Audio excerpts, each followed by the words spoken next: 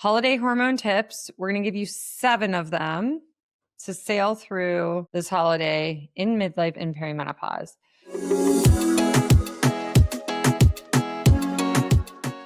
Hey, it's Dr. Jen. I'm going to do a solo episode for the holidays. First of all, I just want to say Merry Christmas, Happy birthday, Jesus. So excited. I just want you guys to sail through the holidays in midlife. This is holiday hormones, this solo episode. So we want to sail through without burning out. So listen to this while you're wrapping presents, doing the finishing up of all the holidays, and you can enjoy it because we're told to rest. And that's something, honestly, I have a hard time with. Recovering perfectionist, trying to always have everything perfect. And that is just not what the Lord wants for us. He wants us to rest. He wants us to enjoy time with his creation, and we are his creation. So let's get some practical tips to protect your hormones, metabolism, and peace, even during this busy, crazy time, okay? And especially those women in midlife, because the holidays feel harder and harder than they used to. And midlife changes how our body responds to stress, sugar, even those sugar cookies and everything like that, sleep loss, if you're sleeping at a hotel or somewhere where you're not usually sleeping, and even our expectations for ourselves.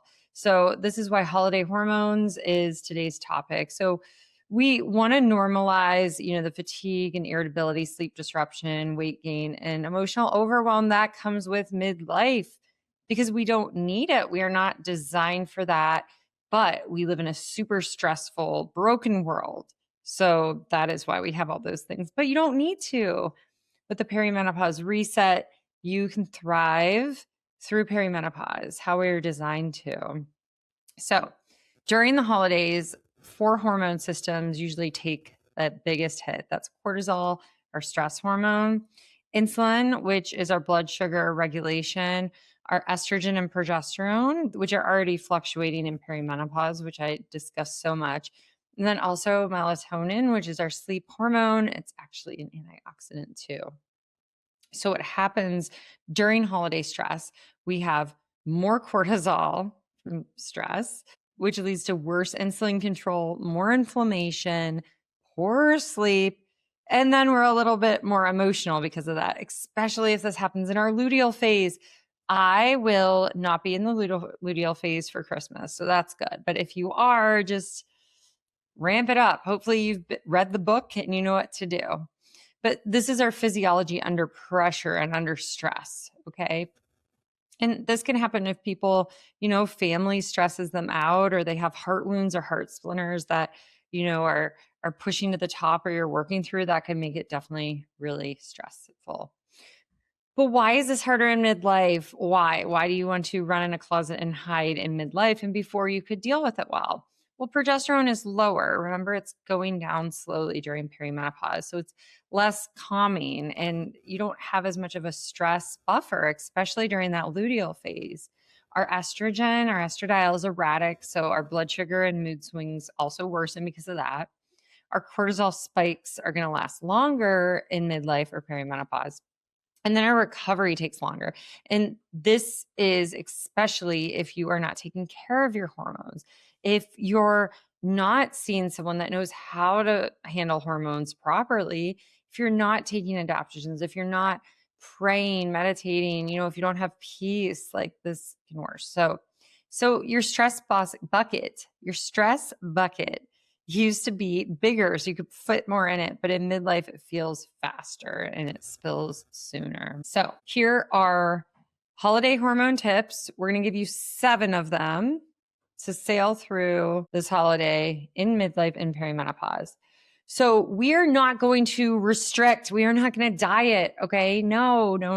That is more stressful. Now, if you are in your follicular phase, you could do some intermittent fasting.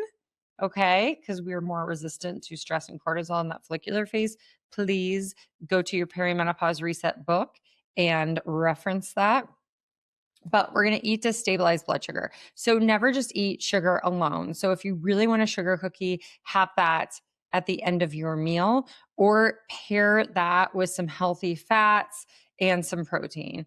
And then we're going to front load our protein in the morning. earlier in the day. So that is going to help reduce cravings. So have like eggs and bacon in the morning.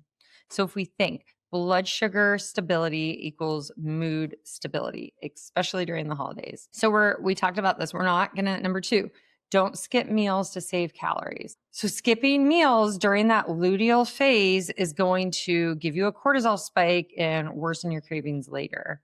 So I want you to look at your calendar and see, are you in luteal phase during the holidays, during those 2 weeks? Well, yay for you. Not really, but you want to eat those consistent meals. Okay. Remember, during that luteal phase, we demand more calories, and it's okay because then you can do like a 24-hour fast, like after when you're in your follicular phase. So we're going to have consistent meals, simple high protein breakfast, and make sure you have your protein or a little bit of fat with your coffee. Just don't have caffeine by itself. Number 3, protect your sleep like it's a gift. It's a gift from God. Sleep is our rest. Sleep is when our body has a lot of healing. Our lymphatics in our brain are flushing out toxins. So consistent bedtime. I want you to keep a consistent bedtime for the most part. We love to go to my parents and stay up late and play cards. Well, maybe just do that one night and then the rest have consistent. Magnesium is really good, or do your usual rituals. Like I like to do a vagal nerve stimulator before bed and read with a red light. So do that. And then, dim lights after dinner or use a red light, but there's LED bulbs everywhere. You could have the conversation about switching it out to incandescent or light a candle. But sleep is our hormone therapy. It really is. Sleep is going to be key to maintaining holiday non-chaos, holiday calm, not chaos. Number 4, use nervous system pauses throughout the day. Most of us are operating in a sympathetic overload, which is not what we're designed to be at. We're designed to be in rest and digest. Our parasympathetics are supposed to be the main course. But that is not the case, especially during the holidays where it could be stressful. So some things you can do is box breathing. Inhale, hold, exhale, hold, repeat. Our 4-7-8 breath work. Inhale for 4. Hold for 7 and exhale for 8. I have both of those techniques up on my YouTube if you want to reference those. You can go for a 5-minute walk outside, ground yourself, be around nature, get off your phone. That will really help too, especially if things start to get emotional. Just go for a quick walk. And you can really tie in scripture to this. This can be part of that nervous system pause is scripture. For me, I know it is. Sometimes I know the Lord is just like, I want you to read that scripture, or it fits perfectly in my day. And I just love that because the Lord is near to us. Okay. He draws close to us. So Psalm 34:18, the Lord is near to the brokenhearted. Okay. So if you're feeling that stress, heart wounds are coming up, remember the Lord is there. The Lord is near. Number 5, choose alcohol wisely or be strategic about it. Okay. So alcohol can worsen stress, hot flashes. It could disrupt sleep. It can hurt the gut and it can clog up your liver. So all the things, but it does spike cortisol and it disrupts the sleep and the blood sugar. So alcohol can make holiday hormone chaos worse. So we just want to do it wisely. So just fewer nights. If you have a couple parties in a row, maybe just have 1 drink at each party, or have 2 drinks at one party and none at the other, and have some mocktails. So, and then make sure you're hydrating between drinks, using electrolytes like Redmond or Salter. I can have my links for those. You can use code Dr. Jen for those, and they're just electrolytes. Make sure you're having electrolytes, maybe alcohol, electrolyte, alcohol, or like I said, make a mocktail, but just choose it wisely. It's just going to make you feel more emotional and more chaotic if that's a problem during the holidays. Number 6, have some lower expectations for yourself, okay?